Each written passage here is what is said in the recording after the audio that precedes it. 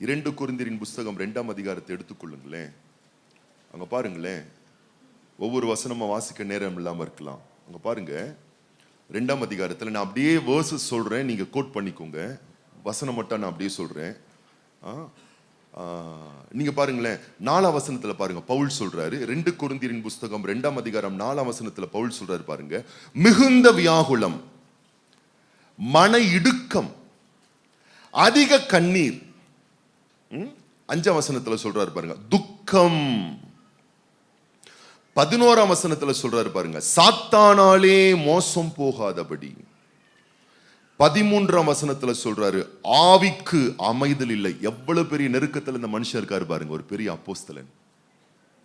மிகுந்த வியாகுலம், மன இடுக்கம், அதிக கண்ணீர், துக்கம், சாத்தானால பிரச்சனை, ஆவிக்கு அமைதல் இல்ல. இவ்வளவு மேட்ரு இருந்தாலும் சத்தமா வாசிங்க பார்க்கலாம். 2 கொரிந்தியர் 2:14 வாசிங்க. கிறிஸ்துவுக்குள் எப்பொழுதும் எங்களை வெற்றி சிறக்க பண்ணி எல்லா இடங்களிலேயும் எங்களை கொண்டு அவரை அறிகிற அறிவின் வாசனையை வெளிப்படுத்துகிற தேவனுக்கு ஸ்தோத்திரம். அல்லேலூயா. இடுக்க இருக்குயா, மன வருத்தம் இருக்குயா, வலி இருக்குயா, கண்ணீர் இருக்குயா, ஆனா அதன் மத்தியில ஜெயத்தை கொடுக்கிற தேவன் இருக்காரியா. எப்பயாவது வெற்றி இல்ல, சத்தமா சொல்லுங்க, எப்பொழுதும் எங்களை வெற்றி சிறக்க பண்ணுகிறார். சில பேர்லாம் மூஞ்சி நீங்க பாத்தீங்கன்னாலே தெரியும், அவங்க தான் பூமாதேவி மாதிரி. குடும்பத்தையும் அவங்க தான் சுமந்துகிட்டு இருக்காங்களா. ஐயா, கர்த்தர் உன்னை சுமக்கலன்னா காலி உன் கதையே. நான் தான் சுமக்கிறேன், நான் தான். ஆண்டவர் மட்டும் ஒன்னும் பிடிக்கலனா, ஆமா என்னைக்கும் சங்குதான். கர்த்தர் தாங்குகிறார். ஐயா, நான் எங்க தாங்குறேன்? எனக்கு என்ன ஞானம் இருக்கு, எனக்கு என்ன அறிவு இருக்கு, எனக்கு என்ன திறமை இருக்கு? என் அப்பா கொடுத்த திறமை, என் அப்பா கொடுத்த அறிவு, என் அப்பா கொடுத்த பணம், என் அப்பா கொடுத்த வசதி, என் அப்பா கொடுத்த கிருபை, என் அப்பா கொடுத்த பிள்ளைங்க. அவரை சார்ந்துக்க பிள்ளையே. துக்கத்தையும் துயரத்தையும் கவலையையும் கிடையாது. எப்படி பேசுறாரு பாருங்க இவரு. எப்ப பேசுறாரு? எல்லாம் பர்ஃபெக்டா இருக்கும்போது பேசல. இடுக்கம், கண்ணீர், துக்கம், பிசாசின் போராட்டம், எல்லாவற்றிலும் மனுஷன் தெளிவா பேசுறாரு. எப்பொழுதும் கிறிஸ்துவுக்குள், அப்படின்னா கிறிஸ்தவர்களுக்கு எப்பொழுதும் எங்களை வெற்றி சிறக்க பண்ணி, எந்த இடம், பள்ளிக்கூடம் போனாலும் வெற்றி, காலேஜ் போனாலும் வெற்றி, ஆபீஸ் போனா வெற்றி, பிசினஸ் பண்ணா வெற்றி, வீட்டுல இருந்தா வெற்றி, ஸ்ட்ரீட்டுக்கு போனா வெற்றி, எல்லா இடங்களிலேயும் எங்களை கொண்டு வெற்றி சிறக்க பண்ணுகிறவ. பேச்சு இப்படி இருக்கணும். வாய் நல்லா இருந்தா வாழ்க்கை நல்லா இருக்கும். உன் வாயில் வராதது உன் வாழ்க்கையில் வராது. வாயில் இன்றைக்கு மரணம் வந்தால் நாளைக்கு வாசல வந்து தட்டும். வாயில் இன்றைக்கு ஜீவன் இருந்தால் ஜீவன் உன் வாசல வந்து தட்டும். ஆசீர்வாதத்தை விரும்பினா ஆசீர்வாதம் வந்து தட்டும். நீ ஆசீர்வாதத்தை தேடி ஓடாத, நன்மையை தேடி ஓடாத, எதையும் தேடி ஓடாத. கர்த்தருடைய வார்த்தையை பேசு. கர்த்தருடைய வார்த்தைக்காக உன்னை தயார்படுத்திக் கொள். ராஜ அரண்மனையின் போர் சேவகர்கள் யோசேப்பின் கதவை தட்டினார்கள். சிறைச்சாலையில் இருக்கான், ஜெயில இருக்கான். ஆனா ஜெயில இருந்தாலும் டெடிகேட்டடா இருக்கான்.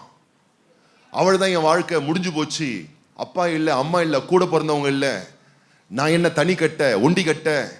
அந்த சுயம்பாகி பானபாத்திரக்காரன் வந்தான், அவனுக்கு நான் நன்மை செஞ்சேன், அவனும் நன்றி இல்லாதவன போயிட்டான். இப்படிலாம் யோசிப்பு புலம்புல.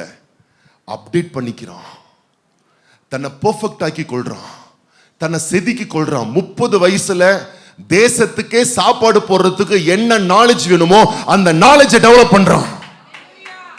30 வயசுல கர்த்தர் எனக்கு முன்னாடியே சொல்லிட்டாரு, என் அரிக்கட்டுகள் நிமிர்ந்து நிற்கும், மத்ததெல்லாம் வணங்கி நிற்கும், சூரியன் சந்திரன் நட்சத்திரம் என்ன வணியும். அப்ப நான் அந்த அளவுக்கு என்ன தயார்படுத்தணும். நான் சொல்லுகிறேன், ஒவ்வொரு நாளும் நீங்கள் பெற்றுக்கொள்ளுகிற நாள் அல்ல, ஒவ்வொரு நாளும் நீங்கள் கற்றுக்கொள்ளுகிற நாள். கற்றுக்கொள்ளாமல் உன் வாழ்வில் நீ எதையும் பெற்றுக்கொள்ள முடியாது.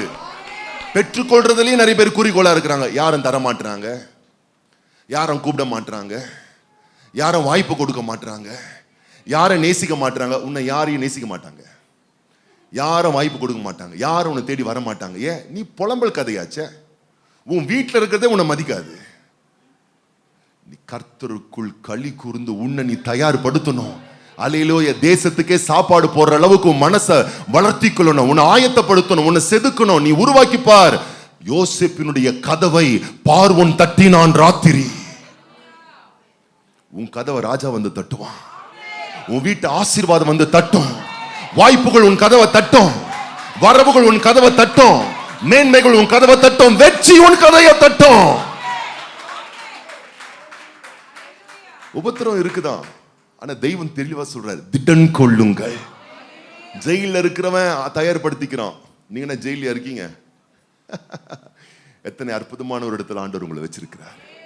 கர்த்தருக்குள் மகிழ்ந்து கர்த்தருடைய நாமத்தை மகிமைப்படுத்தி வார்த்தையினாலும் சத்தியத்தினாலும் நிரப்பப்பட்டவர்களாய் ஒவ்வொரு நாளும் ஜெயம் கொடுக்கிற தேவனுக்கு ஸ்தோத்திரம், ஜெயம் கொடுக்கிற தேவனுக்கு ஸ்தோத்திரம், ஜெயம் கொடுக்கிற தேவனுக்கு ஸ்தோத்திரம். இன்றைக்கு கர்த்தர் ஜெயம் தருவார். ஸ்தோத்திரம். வெற்றி சிறக்க பண்ணுவார் தேவன். ஸ்தோத்திரம். அந்த எல்லைக்குள் நீங்கள் வந்து பாருங்கள். அவர் பெற்ற வெற்றி உங்களுடைய வெற்றியாய் மாறும்.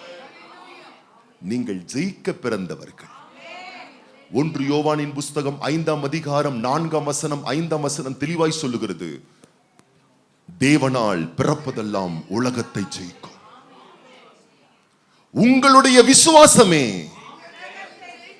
வீட்டை மட்டும் இல்லை, இந்த உலகத்தையே ஜெயிக்கிற ஜெயம். ஜெயம் உங்கள் தலையில் எழுதப்பட்ட விதி. வெற்றி உங்கள் வாழ்க்கையில் எழுதப்பட்ட விதி. உங்க வருங்காலம் எப்படி இருக்கும்? உங்க எதிர்காலம் எப்படி இருக்கும்? நான் சொல்றேன், வெற்றியா தான் இருக்கும், ஜெயமா தான் இருக்கும், சிறப்பா தான் இருக்கும். அதை முதல்ல நீங்க விசுவாசிக்கணும், அதை முதல்ல நீங்க நம்பணும். அதுக்காக தான் இந்த பிரசங்கம். சும்மா கேட்டு போறதுக்காக இல்ல. வார்த்தை மாறணும், மனம் மாறணும், எண்ணம் மாறணும். வசனத்தின்படி மாறுச்சுன்னா ஒவ்வொரு நாளும் உங்களுக்கு வெற்றியின் வாழ்க்கை. ஏன்னா ஜெயம் ஏற்கனவே அவர் எடுத்துட்டாரு. அதை நான் ஆழமா நம்பி வாழ்வில் வரக்கூடிய அந்த சோதனை பிறகு எனக்கு ஜெயம் உண்டு. அந்த சோதனையின் காலத்தில் ஜெயம் பெறுவதற்கு முன்பதாக திடனோடு, உறுதியோடு, விசுவாசத்தோடு, உத்வேகத்தோடு நீங்கள் இருப்பீர்களே ஆனால் நீங்கள் இன்றைக்கு எந்த பாதையில் போகிறீர்களோ அந்த பாதையில் ஆண்டவர் உங்களுக்கு தீர்க்க தரிசனமாய் சொல்லுகிறேன், 100% ஜெயத்தை கர்த்தர் தருவார். உங்கள் திருமண வாழ்க்கையில, உங்கள் தொழில் வாழ்க்கையில, உங்கள் குடும்ப வாழ்க்கையில எங்கு தோற்று போனீர்களோ அதே இடத்துல கர்த்தர் உனக்கு 100% ஜெயத்தை, ஆரோக்கியம் முதற்கொண்டு, ஆசீர்வாதம் முதற்கொண்டு எல்லாவற்றிலும் தருவார். திடன் கொள்ளுங்கள். உலகத்தை ஜெயித்த கர்த்தர் உங்களோடு பேசுகிறார்.